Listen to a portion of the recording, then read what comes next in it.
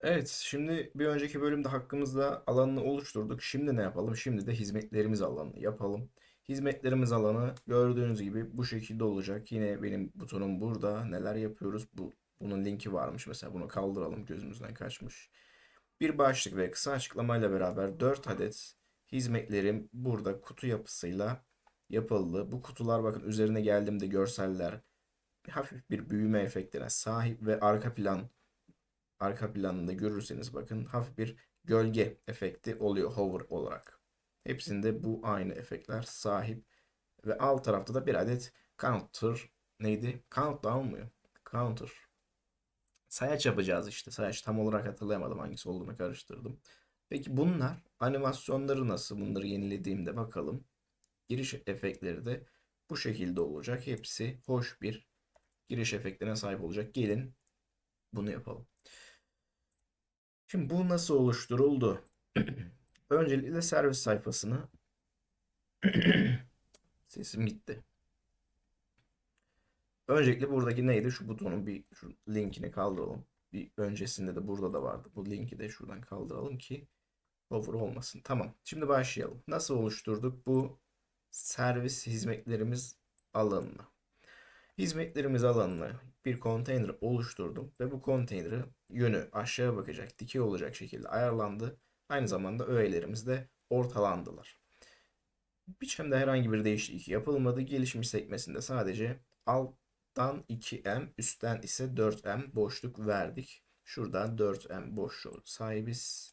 Şurada 4M boşluğa sahibiz.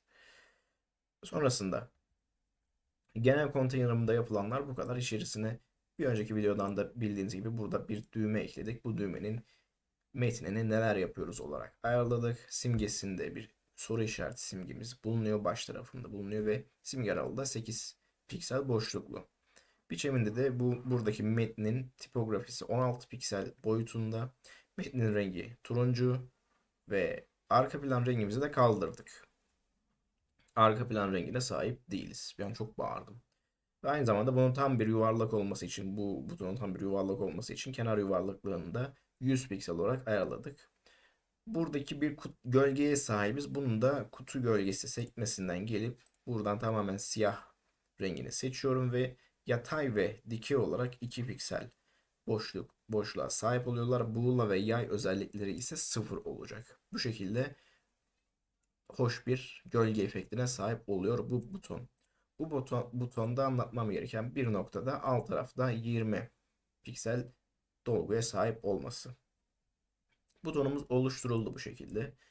Başlığımıza geçelim. Başlığımız yine hizmetlerimiz olacak ve H2 yapısında. Tipografisinde neler yapmışız? 3M boyutuna sahip Plus Jakarta Sans ailesine üye. Ağırlığı da 500 olarak belirlenmiş. Burada başka bir değişikliğimiz var mı? Yok. Başlığımız bu kadar basit.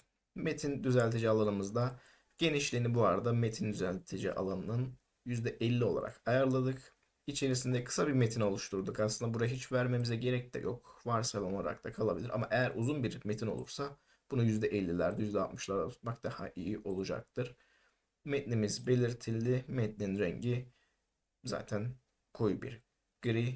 Tipografisi de yine 16 piksel. Metinde de bu kadar anlatacağımız kısım. Peki bu genel konteynere bir daha bakalım. Tamam, başka bir şey yok. Peki buradaki dörtlü kutu hizmetlerimizin yapısı nasıl oluşturuldu? Bunu en baştan anlatalım. Buraya içerisine genel servis kutusunun içerisine bir adet daha konteyner eklendi ve bu konteynerin yönü yatay olacak şekilde ayarlandı. Konteynerimizin üstünden de 20 padding margin verildi. Yukarıdan 20 piksel margin verildi ki buradaki metin alanından biraz daha ayrışmasını istedik. Onun dışında başka hiçbir dolguya sahip değil. Yapılan başka bir özelleştirme de yok bu kutuda. İçerisinde 4 adet konteyner daha bulunuyor. Her biri bir hizmeti simgeliyorlar. Bunu nasıl oluşturduk şimdi bakalım. İlk konteynerim. Konteynerimin içerisinde yine burada herhangi bir boşluk bırakmadım. Bakın buradaki boşlukları sıfıra indirgedikten sonra gelişmişten de dolgu kısmını sıfır yapıyoruz. Hiçbir boşluk istemiyorum. Ve içerisine bir adet görselimi ekledim. Bu görsel istediğiniz bir görsel olabilir ancak buraya görsel çözünürlüğünü 500'e 500 olacak şekilde özel bir boyut belirledik. Peki bunun genişliği yine %100 olacak. Bu hover efekti, bu büyüme efekti nasıl oluyor ve nasıl dışarıya taşmıyor onu anlatalım. Öncelikle büyüme efekti görselin gelişmiş kısmında dönüştür seçeneğinin bağlantı vurgusunda. Bağlantı vurgusu hover çünkü üzerine geldiğim zaman büyüyor. Bağlantı vurgusuna geldim dönüştürde ölçek kısmından 1.1 yaptık. Bunun standart ölçeği 1 yani şu anki hali 1. 1.1 yaparsam çok ufak bir büyüme sağlayacaktır. Peki nasıl bu taşmıyor? Bunun için de görselin bulunduğu bu konteyneri seçiyorum ve yerleşimden ek seçenekler kısmından taşma seçeneğini gizli olarak belirtmem gerekiyor. Bu varsayılan olarak kalırsa bakın görsel bu şekilde taşar. Taşmasın, içinde kalması gerekiyor. Bu görsel kısmı bu şekilde halledildi. Hoş bir görünüme sahip oldu. Gayet kart yapısı için önemli bu arada. Ve bu bulunan konteynerin içerisine bir adet daha konteyner ekledik. Niye? Bunların içerisine de metin alanımızı eklememiz için. Bu konteynerin içerisine metin alanları eklendi. Peki bu konteynerde herhangi bir değişiklik var mı? Yok. Sadece gelişmiş seçeneğinden 2M margin verdik. Yapmamız gereken tek değişiklik bu konteyner için. Ve içerisine bir başlık eklendi. Başlığın boyutu ne kadarmış? Bakalım 24 piksel boyuta sahip bir başlığımız var. Bu H2 olmayacak, H3 olacak tabii ki. Burasının dışında başka bir değişikliğe sahip değil. Altında da yine bir adet metin alanımız var. Bu da hizalamasını ortalı olarak ayarladık. Ve bu metinde de yine başka hiçbir değişikliğe sahip değiliz. Bakıyorum. Burada anlatmam gereken başka bir şey var mı? Yok. Kutu yapısını anladık mı? Bakın. Bunu en baştan anlatacağım. Çünkü diğerlerini anlatmayacağım. Çünkü ne yapacağız? CTRL-D ile kopyala yapıştır yapacağım yani. Çoğaltacağım yani sadece. Bir konteyner oluşturdum. Bu konteynerin boşluklarını, içerisindeki boşlukları ve marjindeki boşlukları kaldırdık. Ve içerisine görselimi ekledim.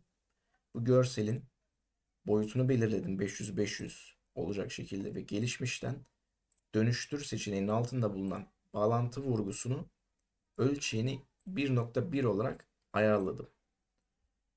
Ve sonrasında yine görselin bulunduğu konteynerdaki ek seçeneklere gelip taşma sekmesini gizledim. Bu şekilde görselimiz içerisinde kalacak şekilde ayarlandı.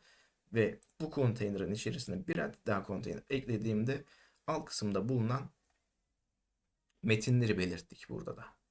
Bu kadar. Bunları oluşturduktan sonra ne yaptık? Oluşturduğum konteyneri seçip Ctrl D ile çoğalttım. Şimdi çoğalttım ve diğer 3 konteyneri de oluşturduk. Burada sadece görselleri değiştirdik. Farklı görseller kullandık ve tabii ki detayları, açıklamaları, başlıkları değiştirdik. Buradaki hizmetlerimizin kat yapısı bu kadardı.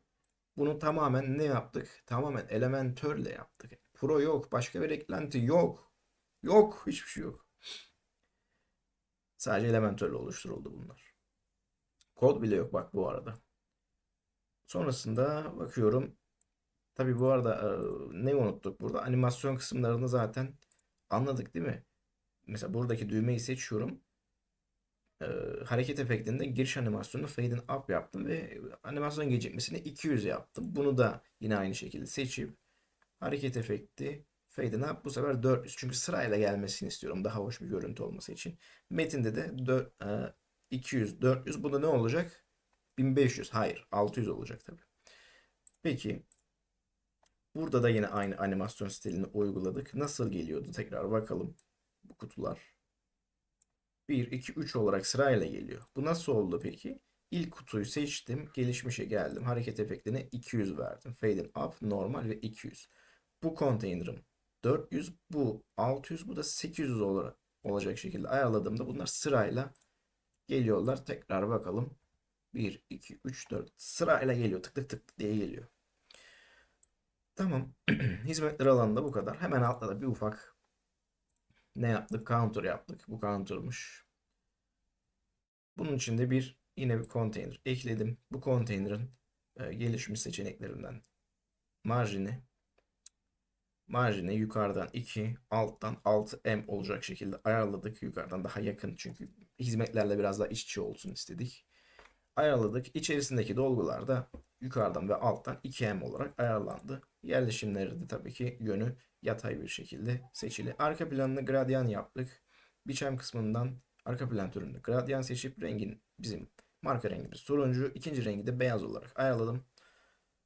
Burada birazcık metin kayboluyor gibi ama onu da biraz sonra anlatacağım. Lokasyonu 50, beyazın lokasyonu 100 ve açısı da 90 derece, yani sağ tarafa doğru yatay bir lokasyonda olacak şekilde ayarladım. Bunun içerisinde bir konteynerim daha var. Bu konteynerde tabii ki hiçbir değişikliğim yok. Ve sayaçların özellikleri de şöyle oldu. Sayımızın rengi siyah. Boyutu belirli değil. Bunu 24-32 yapılabilir. Başlığımız da yine, bakın bu beyaz burada kayboluyor dedik ya, bu yüzden metin gölgesi, hafif bir metin gölgesi uygulandı burada. Hatta direkt şurada göstereyim. Çok hafif bir metin gölgesi var. O da bize daha belirginleştirmeye yaradı diyebiliriz. Şu an böyle kalabilir. Sayaçlarda herhangi bir biçimlerde değişiklik yok. Sadece hareket efektimiz az önce anlattığım gibi bu 200, 400, 600, 800 olacak şekilde fade up hareket efekti verildi ve counter alanı da tamamlandı bu şekilde. Hizmetlerimiz counter, bakın bu da sırasıyla geliyor. Şimdi bu alanın bizi responsive kısmını yapmadım.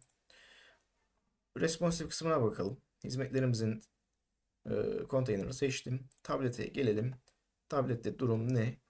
Buton gayet yerli yerinde duruyor. Metinin boyutu ve başlığın boyutu, ikisinin de boyutu yeterli. Ancak buradaki listeler biraz sıkıntılı.